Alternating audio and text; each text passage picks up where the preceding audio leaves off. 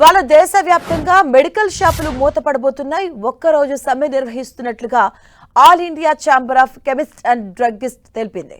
అలాగే హైదరాబాద్ బషీర్బాగ్ దేశోద్యోగ భవన్లో ఏర్పాటు చేసినటువంటి సమావేశంలో ఛాంబర్ ప్రతినిధులు మాట్లాడారు. ఆన్లైన్లో విచ్చలవిడిగా జరుగుతున్న మెడిసిన్ విక్రయాలకు నిరసనగా ఇవాళ ఒక్కరోజు బంద్ తలపెట్టినట్టుగా తెలిపారు. నార్కోటిక్ డ్రగ్స్ ఆన్లైన్లో విక్రయించడం వల్ల యువత మత్తుకు బానిసవుతున్నారంటూ ఆరోపించారు.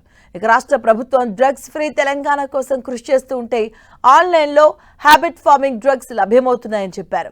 ఇక ఇవాళ దేశవ్యాప్త బంద్కు సంపూర్ణ మద్దతు ఇస్తున్నట్లు the NTR chemist and druggist association ప్రకటించింది.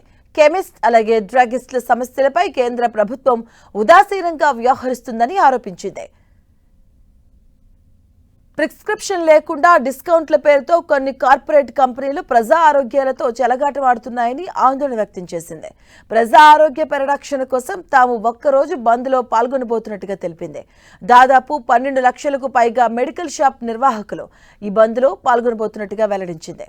ఇక మరోవైపు ఇవాళ ప్రధాన ఫార్మసీ చైన్ అవుట్లెట్లు అలాగే జన ఔషధీ కేంద్రాలు, ఆసుపత్రి కేంద్రంగా పనిచేసే మెడికల్ స్టోర్లు, అమృత్ ఫార్మసీ అవుట్లెట్లు మాత్రం తెరిచే ఉంటాయని అధికారిక వర్గాలు తెలిపాయి.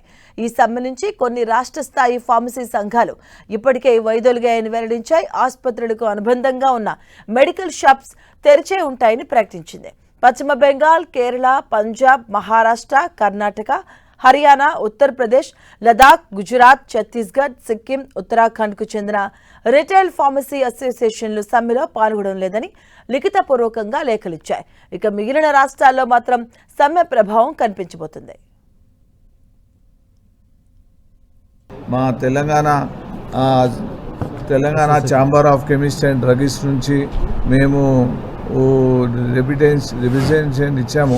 సెంట్రల్గా కూడా మా ఏఓసిడి షిండే గారు, రాజీవ్ సింగల్ గారు, వాళ్ళిద్దరు కూడా పెద్ద మోదీ గారిని, నడ్డా గారిని, ఇంకా పీయూష్ గోయల్ గారిని వీళ్ళందరినీ కలిసి రిప్రజెంటేషన్ ఇచ్చారు. కానీ వాళ్ళు దాన్ని అంత సీరియస్గా తీసుకుంటలేరు. అందుకోసం వన్ డే కాల్ ఇచ్చాము.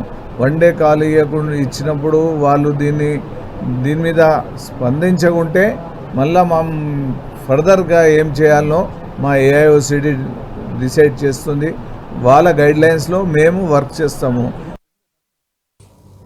ఇది పలుమార్లు అభ్యర్థించినా కానీ గవర్నమెంట్ నుంచి ఎటువంటి ఇన్ఫర్మేషన్ బ్యాక్ ఎండ్ వర్క్ ఏది జరగకపోవడం కారణం వల్ల ఈ నేషనల్ బంద్ని ఏఐఓసిడి, ఆల్ ఇండియా ఆర్గనైజేషన్, తర్వాత ఏపీసీడీఏ స్టేట్ ఆర్గనైజేషన్ బలపరిచింది. దాన్ని the NTR district chemist and druggist association కూడా దీన్ని బలపరుస్తూ 20వ తారీఖు మే కెమిస్ట్ బంద్ని నిర్వహించడం జరుగుతుంది.